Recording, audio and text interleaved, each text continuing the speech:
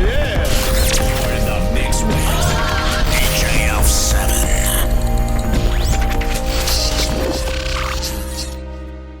Hey, what's up? Check it out, it's your boy DJ L7. As you know, I interview activists from all over.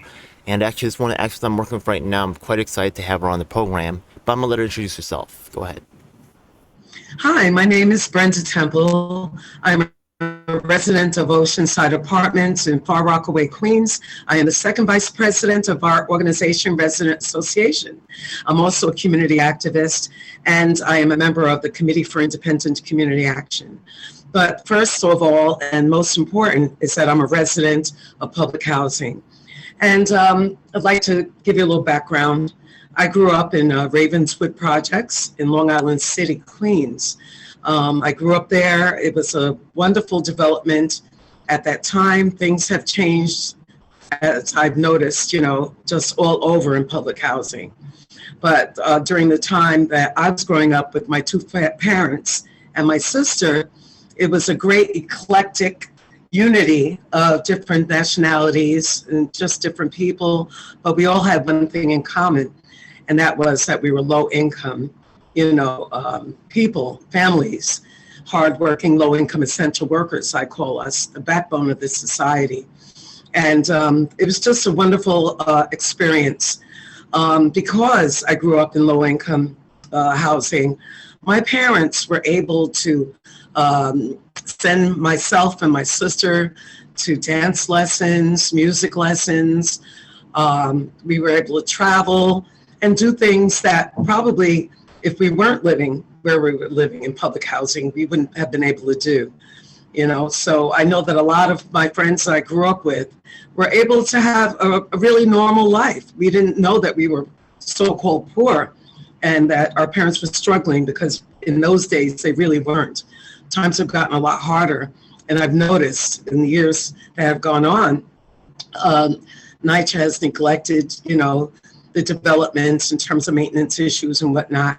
And I'm here today because I believe that everyone deserves a place to live. They deserve a safe home that's healthy, and that where the maintenance issues are addressed, and where people could just live a clean life, to come home after a hard day work and love on one another, and be supported by the community like any other community. I always say that the Italians have Little Italy, the Haitians have Little Haiti, Chinatown has Chinatown, and just different areas, Maspeth, Forest Hills. We all have our community where we have like minds and where we're comfortable in our spaces.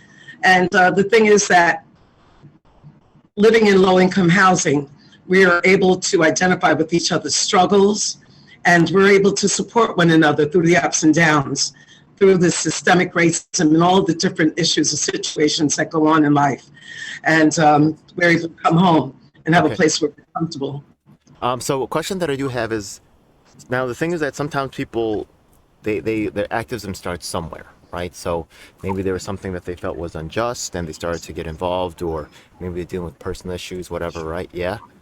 Maybe there was an awakening at some point. Like my story is like a little bit twofold, right? Like when I was a kid, they had the sign Yankees go home at the Korean Olympics. So I was like, what's going on? And I was turned on to that. The news doesn't always carry the truth.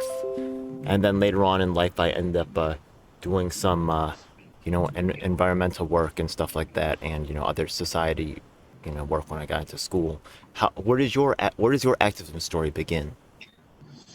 Okay, it's a little different from yours, but I can identify with. It seems like every time there is an issue, there is a reason or a lesson learned, so to speak, and changing. So your life changes in some sort of way.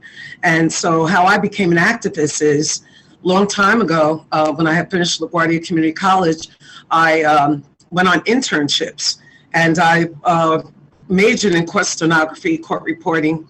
So my internship was at a law firm.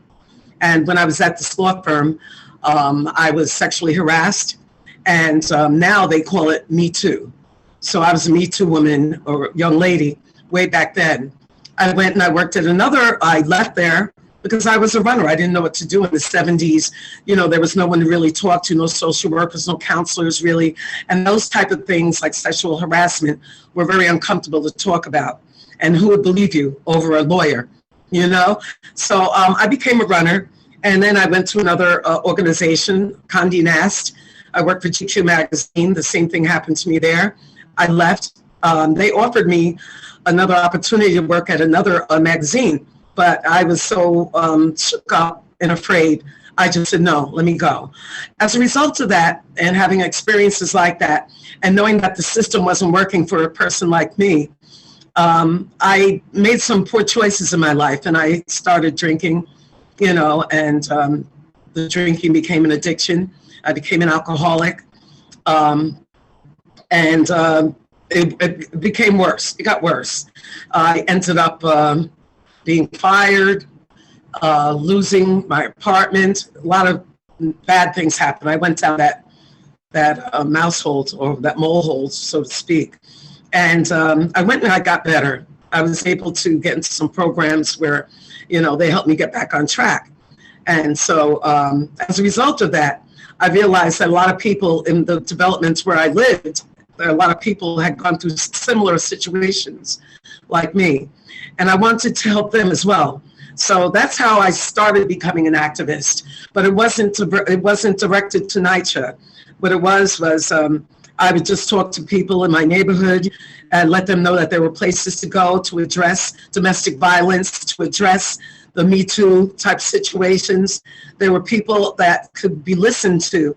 There were people that was willing to listen to us.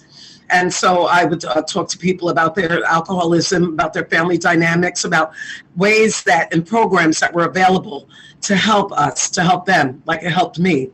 And so that's where I really got the energy and the urge, and I was compelled to help somebody else. And that's what we do in our communities, in all the communities, wherever you come from. That's cool. That's very close to my personal story, to tell you the truth as well. I work with the low-income community that I lived in. I'm sure it happens in all different communities, but people in other places have more money to address those situations without, going to the city or finding other, help. But go ahead. I just want to say that what got me. Yeah, I like that a lot. Go ahead. Keep going. Thanks. So after I started getting better, and I started joining different organizations in my community, like the community center. When I was in high school, I went to music and art. And so I was into theatrics and music. I was a voice major. And so I still had that in my system. After the alcohol was out of me and my head cleared up and, the fog lifted, I was able to reach back and do what I enjoy doing most. So I organized a group called the Rockaway Cultural Group, where we focus on cultural events, on Black history and African history and African American history. And so we formed a group, and we have Kwanzaa celebrations every year. In addition to the Kwanzaa celebrations, where we have performance, libation, we do the Ngosa Saba, we have the fashion show, and we have the drumming, dancing, and the Zawadi gifts and whatnot for the children. We also have educational workshops that we do towards Kwanzaa, so that the children can be educated on their history, on the great, vast history.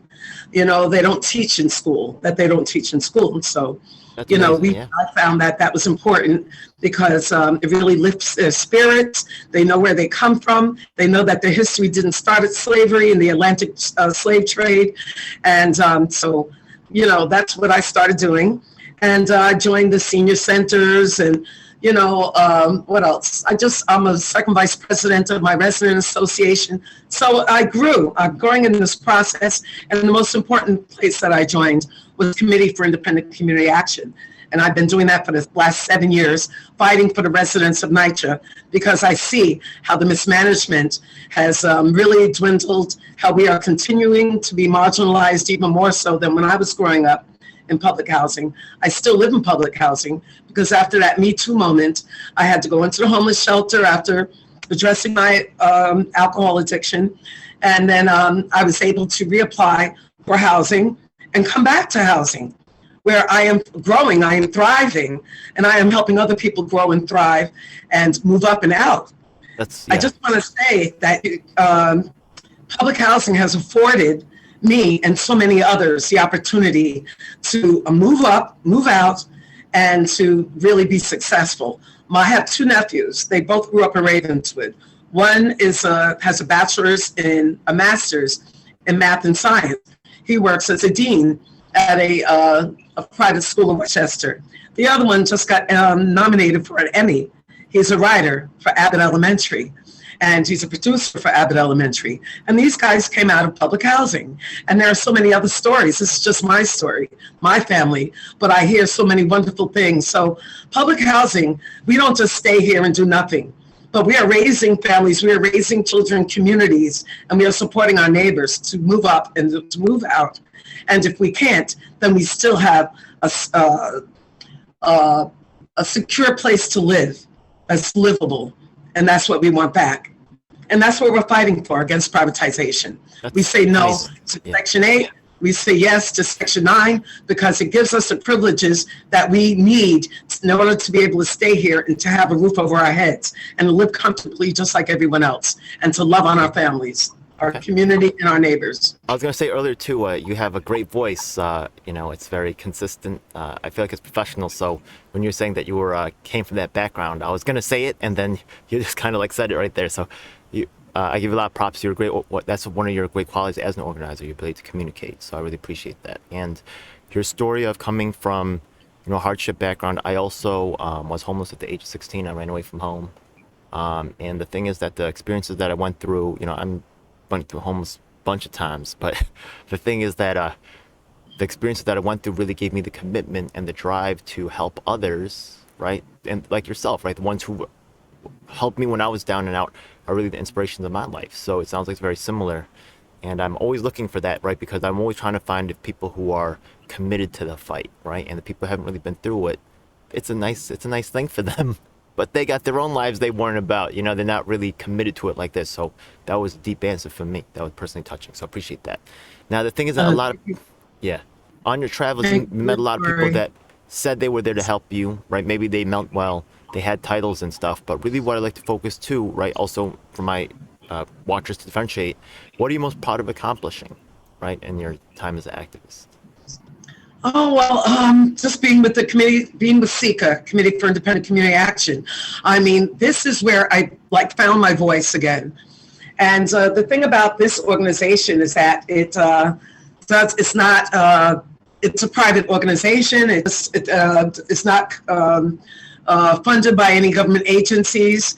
And they have a theater on 42nd Street and 11th Avenue. It's called the All-Star Project and University X, the UX Theater. So in conjunction with CICA, CICA is a part of this theater, and where they have all these cultural events and these plays, and they're just fantastic, where they have courses, University X, free courses for people of all ages. And so when I first got involved with CICA, I was in the library in Far Rockaway, Queens, minding my own business. I was probably fixing my resume and looking for work. That was about 7 years ago. And this woman comes in with a bunch of kids and some police officers. And it was Dr. Lenore Fulani. And she is the founder of CICA. She is part of the All-Stars Project and University X. And also this thing called Operation Conversation Cops and Kids. So at the library, they were doing this, how do you say, not an intervention, but they were having a conversation with the police officers in the community and children from the community, young people and teenagers. And they were telling this story back and forth to each other, sitting in separate chairs, having conversation. And so the purpose of this, I found out, was for them to connect with the humanity, with each person's story. Police officer had similar stories to the young people that were going through things and living in low-income developments at the time. And so it really helped them to form a more cohesive relationship. They were understanding each other's upbringing, each other's struggles, as well as their successes. And so they became more human to one another. And that helps, because when you're out in the streets, then they can connect better and not think, oh, well, they're just criminals, or they're just out to get us, So at the end of that performance, I would say, Dr. Bonnie got up and she spoke about nitrous in a crisis. And I said, what are you talking about? And she said, public housing is under a transition where these private developers are creating programs called RAD, PACT, Next Gen, the Trust. Now it's called the Trust. And what it does is it eliminates Section 9, which we have now, into Section 8, where Section 8, you lose a lot of your privileges and options to fight if you're having an issue in your apartment, whatever issue that might be. It could be paying your rent. It could be someone in your household that's been arrested. It could be just the bad maintenance issues. Okay, so public housing, because of their neglect and because they intentionally neglected to keep up with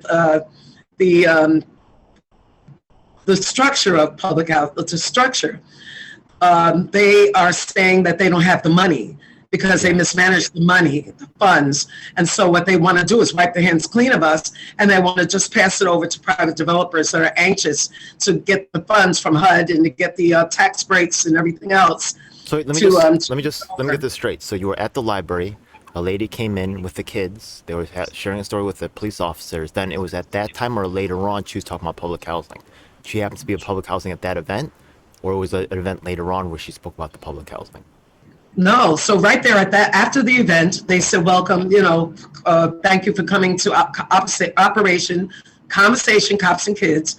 And we're glad that you came out. This is what we do. We also do the All Stars Project, where you can come and take classes in public speaking, which I did, in improvisation, and just different memoir writing, writing skills, poetry classes. They have all types of classes. They're free for people of all ages. She was advertising that. And at the end, right there in the library, right after that, she said, and I want you to know that we have an organization that's helping the people in public housing against privatization. Cool. Nitrous in a crisis. So when she said nitrous in a crisis, I wasn't aware of it, but I became aware of it because she gave out flyers, come to our meeting, and learn more about what's going on and get involved if you care. And so that's what I did. I started getting involved. I came out to meetings, which were once every other week on 42nd Street and 11th Avenue. And leaders in the community and people who cared were trained as organizers to come out and to to be educated on exactly what's going on and what needs to be done about it. I've heard about CICA quite a bit on the streets, so it's you guys been putting in work and shows. That's good. Yeah. Okay. Yes. Well, anyways, it's just my little side thing. Let's just get back to the interview at hand. Just by the way, if you find these questions interesting, I have over 70 interviews so far with the activists from all around the nation, answering these same questions. So hopefully this is useful to other activists that are watching this program. So okay, we're still in the phase of getting to know you as an activist. So the thing is that some activists come into activism and they have like different like theories. Some say like I'm a socialist or I'm a capitalist or whatever, right? They may have like a different philosophy. I'm not mad at that, right? Do you have a certain type of thing that you represent in this whole activism? I'm not really into politics. I do vote. I am a so-called Democrat right now, even though I don't like either party and how they are. I believe they're not really truly representing, the marginalized people who make up the backbone of this society. I consider myself a Christian. I believe that this activism is, I'm compelled by being obedient to God and to my kinsmen, so to speak, my people, even though I'm for all people because God made us all, but I just feel that my people at this time, just like any other group, needs more support than ever.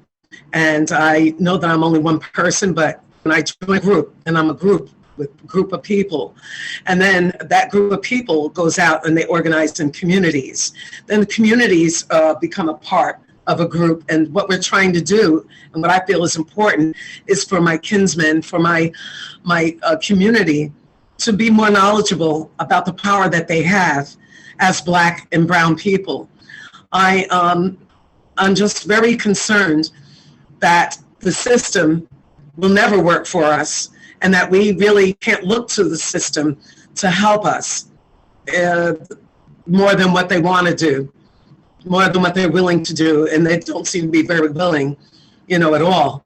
So I just believe in the power of one person helping another, groups helping each other, communities coming together and helping one another, so that we can together have a quality of life, so that we can stand up and fight for against the injustices that are going on, so that we can kind of move the needle somewhat into our direction of favor. And that's what compels me, motivates me to just continue to talk to people on the streets. Wherever I'm at, I'm always in the activist mode, because that's me now. And that's who I embrace, what I embody, to just be rigid in terms of not allowing the system to bring me down, to keep us depressed, to keep us,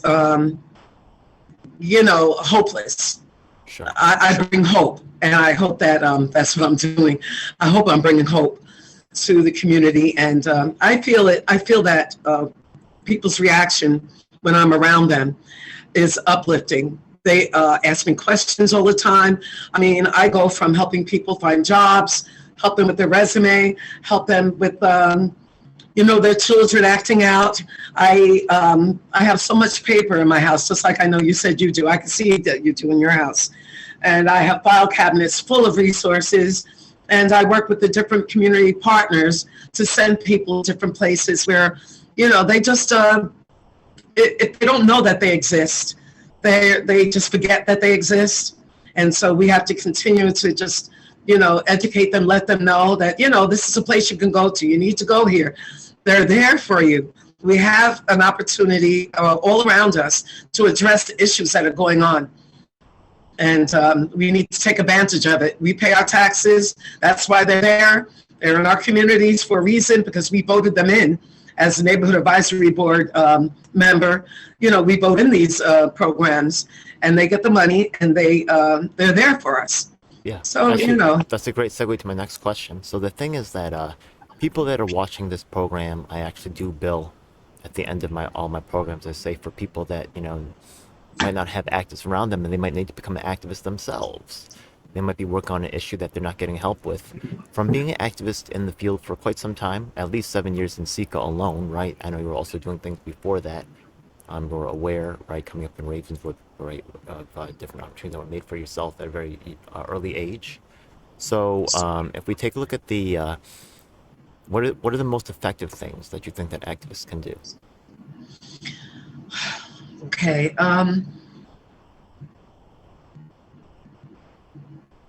Anybody can be an activist. Anybody can become an activist. You have to be willing, number one, to put yourself out there. You have to be willing to do a little homework. And really, it just starts out with identifying what wrongs there are in your life, in the community, and join a neighborhood organization. Like if you live in public housing, your resident association. Go to the meetings. It's only a monthly meeting. Get to hear what's going on in your development. And when we ask you to join different committees, like the committee for cleanup, like the committee for putting up flyers in the different buildings for different events that are going on, like a committee for the seniors, like the holiday committee, different things that we might want to address. We set up committees that people need to join those committees. Then they can see how their efforts, their actions can help to make things happen, can change things. And so that gives them the inspiration, and it gives them the wherewithal to continue to move maybe in a different direction, maybe joining a larger organization like the CICA, or Save Section 9, or Residents to Protect Public Housing or Justice for all of these organizations I'm mentioning help fight against the privatization of public housing. And so what's important right now is people don't live in parks. Even though I'm all for parks being fixed up and renovated and all that kind of stuff, people live in apartments. And right now, it's serious that we get as many people on board together to understand and to know that they need to take some kind of a personal action and join us in the fight to preserve public housing under Section 9. And the more people from the different developments that come to the resident associations where they talk about what's going on, they'll get involved. When it's time for us to get out and march, that's another thing we must do.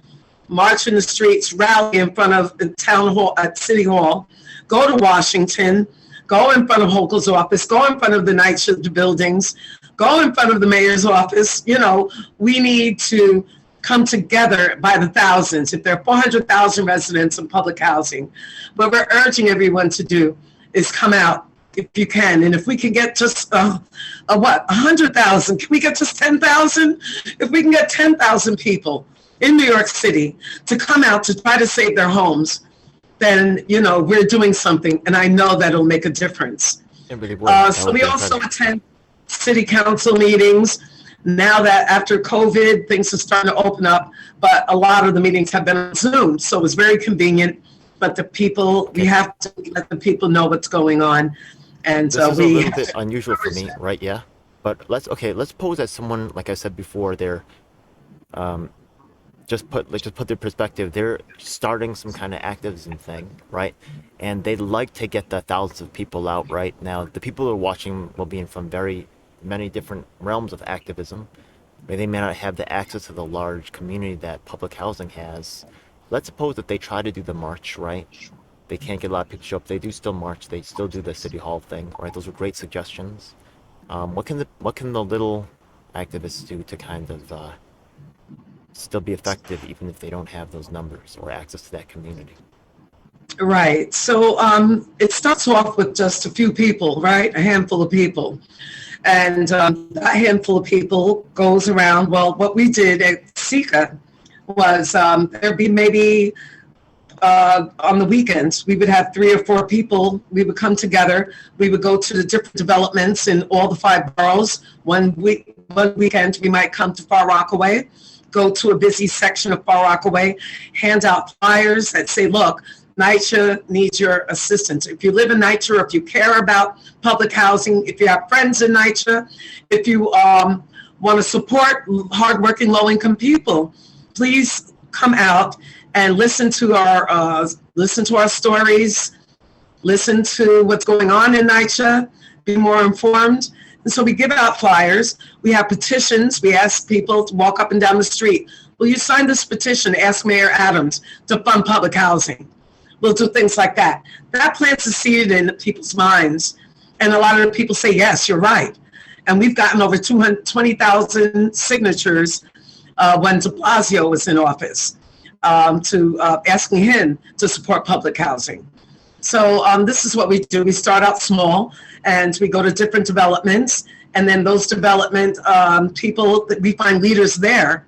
And then they go and give out flyers. They go door to door. They speak with people up and down the street. So people are knowing more and more about it here and there. But I'm the type of person where I'll take my banner, I'll take my my protest sign, and I'll go out in front of my building, and I'll talk to people that are up and down the street. You know, do you know what's going on in public housing? Do you know what's going on in this place or that place? And, you know, they'll talk to me about it, about public housing and their issues and whatnot.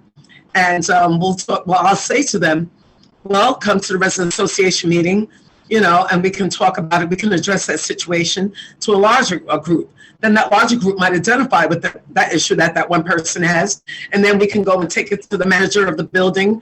And then, you know, so it snowballs to, you know, some kind of positive results. Okay. So let's suppose that, remember earlier I asked you about if you had like a certain style, right? Yeah, like you said you were a Democrat, right? I asked if you had like a certain label that you call yourself in the political world. Now I'm going to ask sometimes people are influenced strongly by a certain individual or series of individuals. Maybe they come from a certain background or style of activism, right? Was there someone actually for yourself, like you hear in my videos, I actually reference, and I am Christian as well. There's a lot of activist stuff in the Bible as well. Martin Luther Yes. King, Malcolm X, those are American activists, those are who are exposed to, right? But maybe yourself, is there someone who's more influential for yourself as an activist? So you're asking who influenced me, or? Yeah, if you feel like you have influences, maybe you feel like your own style, right? But do you feel like there's a background to the type of activism that you do, or do you follow a certain lineage or a train of thought? Like I'm trying to follow. I feel like I follow the nonviolent thing, like laid out by Martin Luther King. But I also feel that now that the media has been captured, and we can no longer expect to achieve a crisis of conscience, I think that the establishment has made progress on their side of the game, and I don't think we've kept up. I think we're losing. That's just my personal opinion, but Yeah, whoa, I'll let you follow that. But okay, go ahead. Who are your I'm influences, from right? the old. Well, I'm 65 years old. Number one, from the old school. When I was a baby, I remember being on a beach somewhere, and there was a picture taken of me, and behind the picture it said "Coloreds Only." And I'm still, it still shocks me to know that I was around during those times. Um, Being that I grew up in New York, I never did see the racism that still exists now to today. But even back then in the 50s, to know that my mother and my father had to be discriminated against and go through that era, All you guys you do is know, turn on TV and watch Friends, and it's all white. yeah, White yeah, friends. White friends. exactly. Sorry. And, we were so brainwashed. We've been brainwashed, we're just coming out of the haze and the fog that the brainwashing of our culture, of our people. We're still coming out of it. And it's Martin Luther King. I was so proud of him. I met him once when I was Oh small. wow. Dang. Yeah, it was a captive audience type of thing. My father worked for the airlines. Did you get a We have picture? to. No, no. There probably is a picture around, I'm sure. Oh yeah. Oh, great. Hell yeah. My father worked for the airlines, and we were on the plane. And my father told me, I must have been about 8 years old. He said, "Come here, I want to introduce you to someone." And I went and got up and down the aisle, and there was Martin Luther King sitting there. And I shook his hand, and he spoke to me. And I remember what a calming experience it was. That's cool. It was, and I didn't know who he was, basically, but it was just such a memorable, precious feeling. The feeling was just so peaceful and something about him. But anyway, I remember when he died, when he was killed, and my parents were in the living room, and I was sitting in front of the TV, and it showed a screen, breaking news, Martin Luther King is dead.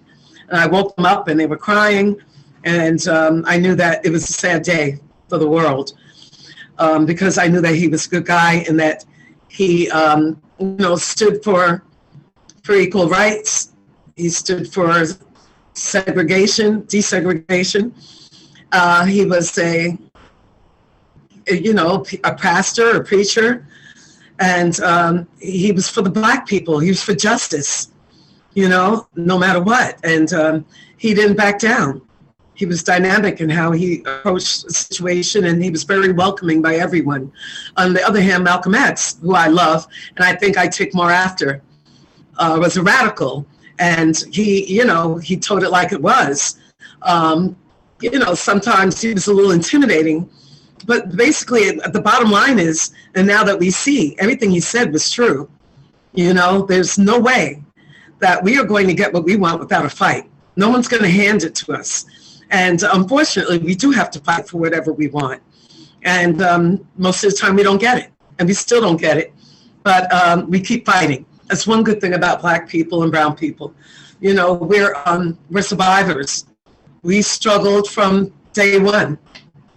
And the thing that I'm so proud of is that when I look back in history, in ancient African history, and Egypt is in Africa, I find that I am a part of kings and queens and civilizations that have contributed everything that's going on in the world today. Mathematics, writing, astronomy, my gosh, what about all the inventors that are never talked about? That I hate to say it, the white man took from us, didn't give us any credit for it from way back then in ancient Egypt, in Africa. Yeah. So, that's what I want to teach the children, to be proud of themselves and where they came from. We weren't wandering around in the jungle, and we were not doing anything, So we were doing a lot of things, and we brought a lot of things to civilization. When some that's people absolutely true. The talent show was coming still up, we're gonna have a chance to feature some of that, right? That's gonna be cool. Yes. But okay, so the thing is that you've been around and you've been part of different organizations. What are some of the best practices that because there's a lot of people that start with organizations. Sometimes they're happy, sometimes they're thinking about leaving, sometimes thinking about starting their own thing. Sometimes they want to recommit, right? There's no really right or wrong, right? Because each situation is its own thing. But what are some of the best practices that you've seen in organizations, right? That maybe people could try to replicate, or I don't know, or look. Yeah. So, I felt all those ways that you just said. I felt like leaving. I felt, I wanted to join. I wanted to stay. I wanted to leave. I wanted to come back, and this and that. It's not easy, being an activist, especially when it's regarding Black and brown people. I could be a part of the women's movement. I could be part of the Me Too movement, and I get off better. I could be part of LGBT and, get off better than when it's just focused on us and what we need to do for ourselves. But the most important thing, I think the strongest thing that we could bring is tenacity.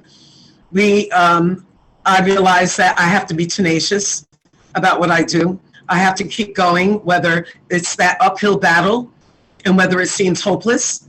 So I knowing that in advance is very important, and learning it.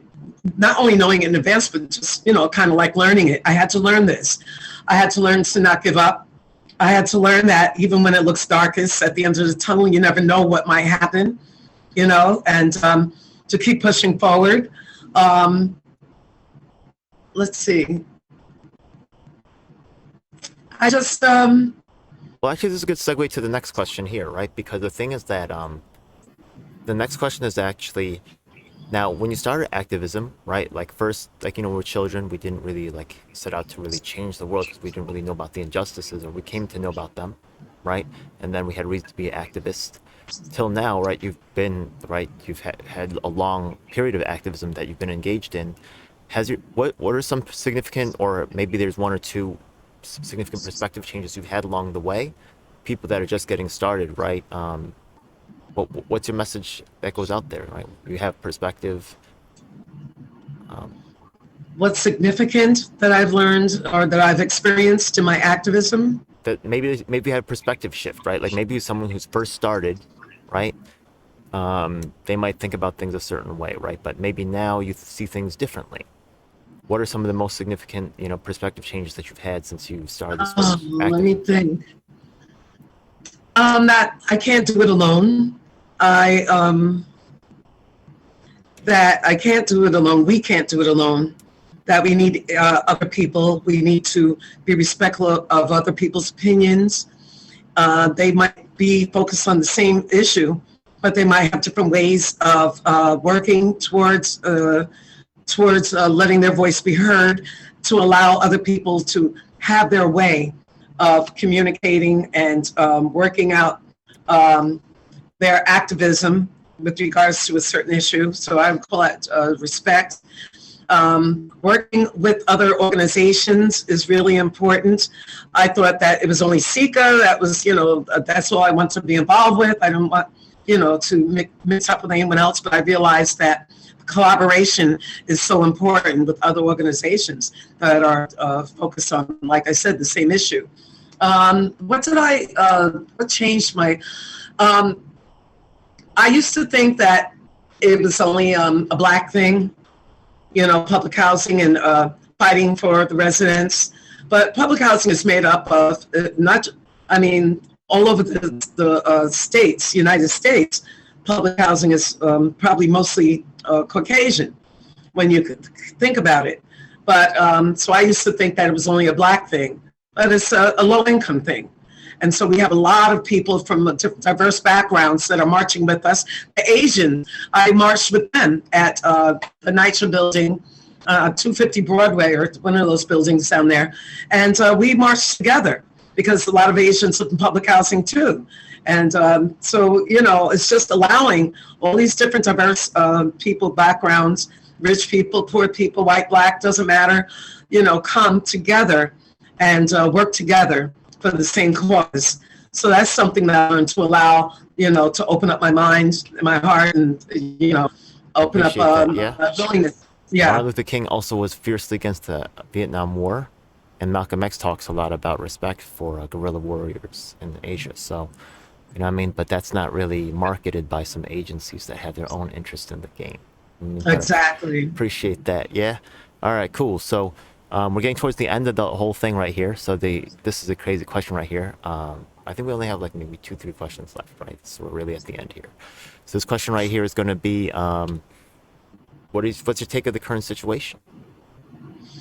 So right now we're faced with the trust, right? And I think that'll be voted on in January. I'm not sure when, but we have to vote down the trust. We have to meet with our elected officials and encourage them to not vote for the trust. Okay, so right? people don't know what the trust is. Actually, NYCHA's administration, which has been really criminally incompetent, are trying to keep themselves alive as bureaucrats, like taking care of public housing, transfer into Section 8 into the future and be like the management agency. That's what the trust is, correct? That's right. Yeah. So let's see. Just so people know. So it's called the NYCHA Trust, if you're watching, yeah? People right. watch this from all branches, like environmentalists, there'll be, you know what I mean, like people fighting against criminal justice, you know what I mean? They have no idea what trust we're talking about. The NYCHA Trust, just so you know. That's it. Yeah, so NYCHA is partnering with developers to finance repairs and manage developments. This gives control of public housing to private investors. Yeah. And so we are dedicated to supporting NYCHA residents with citywide support, meaning support from all of New Yorkers to fight to determine what residents want to do faced with the end of public housing. Very few residents know about this, and so what we're trying to do is let people know options.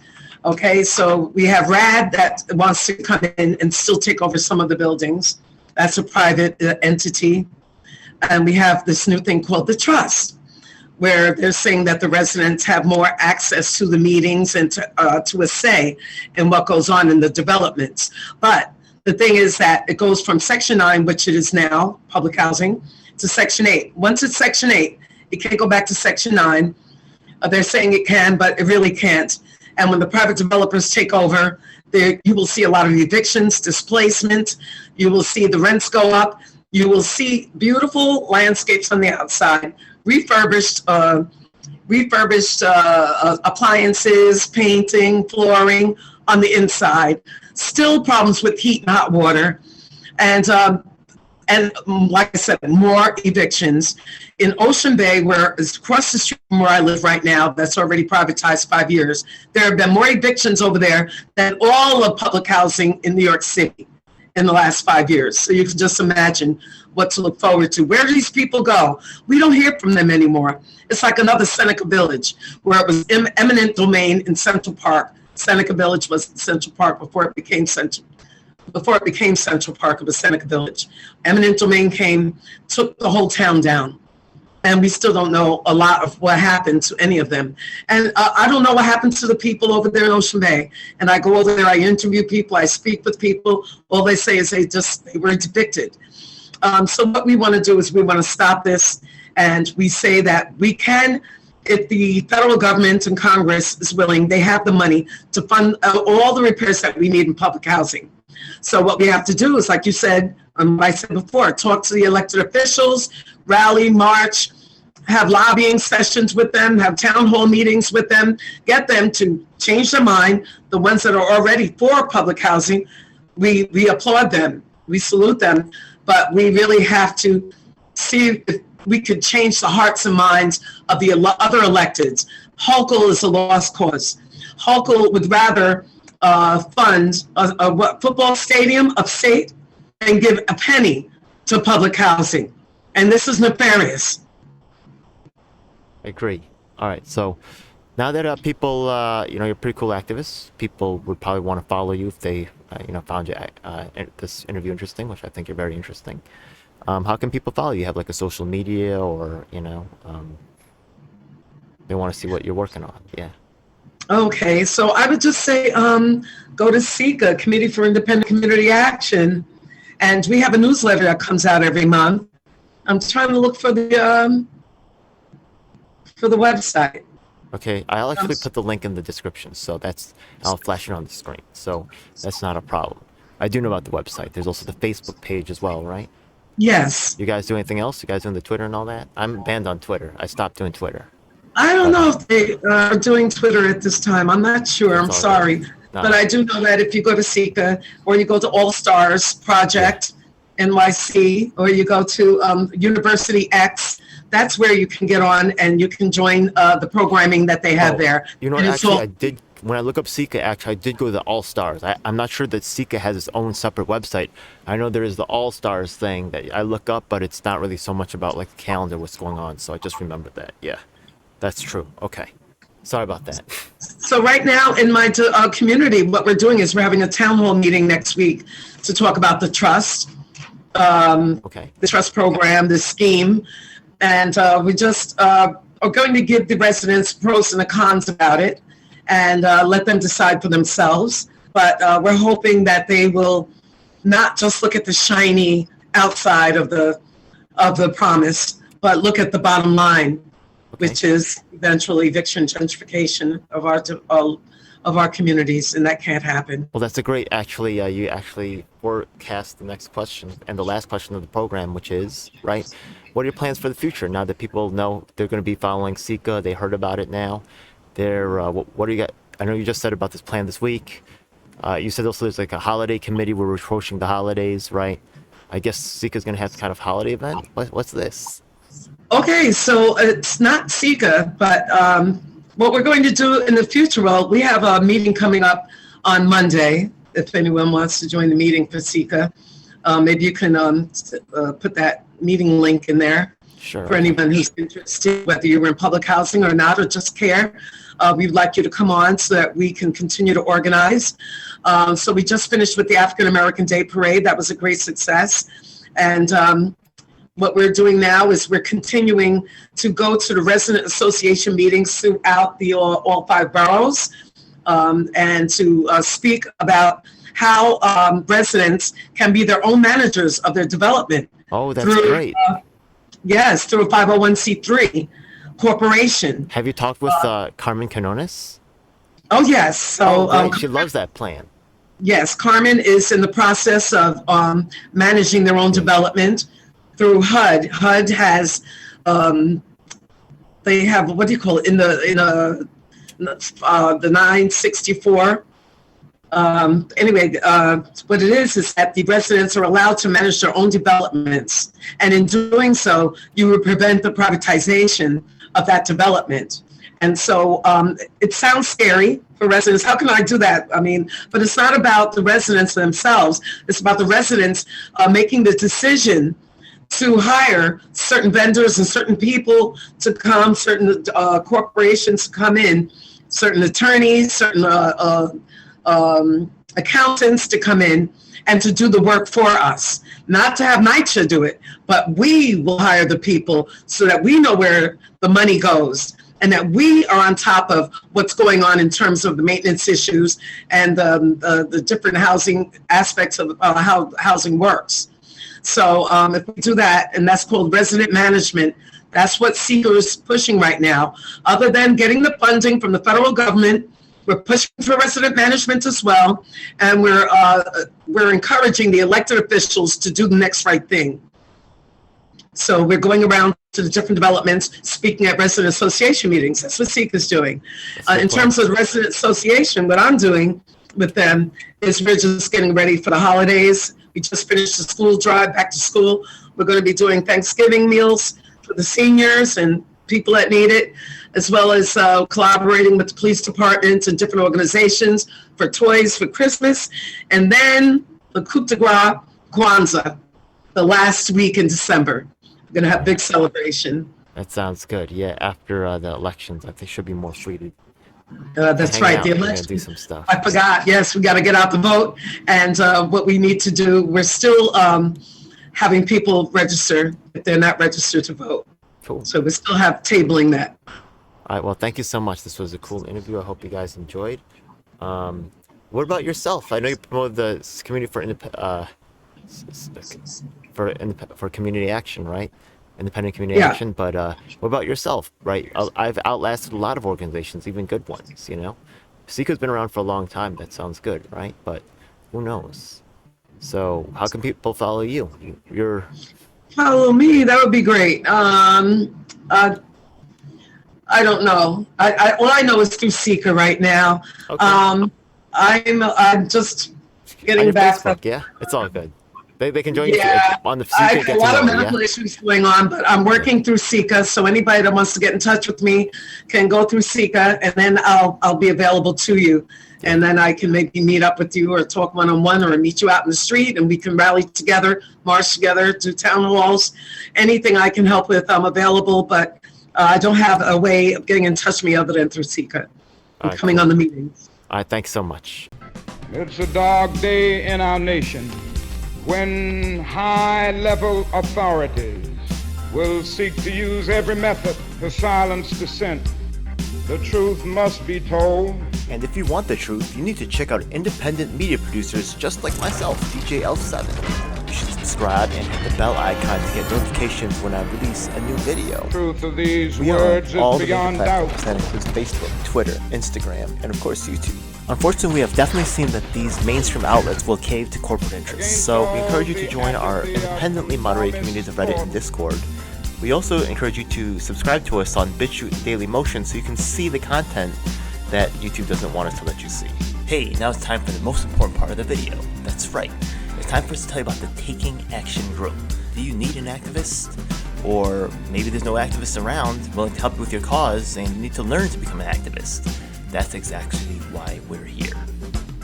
Every week we get up with people from across the nation, in fact even sometimes internationally, and we develop strategies and a game plan to address the issues that are affecting all of us. Every week myself from New York City and of course my co-host Lisa from Los Angeles provide a coast-to-coast perspective on what's going on in the country.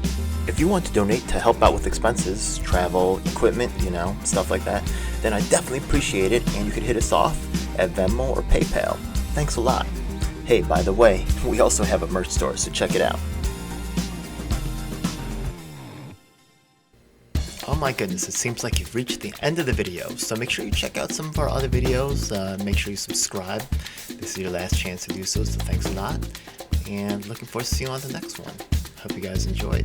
Please comment below if you have any questions or issues you'd like me to address. And if you're an activist, the time to make things happen is now.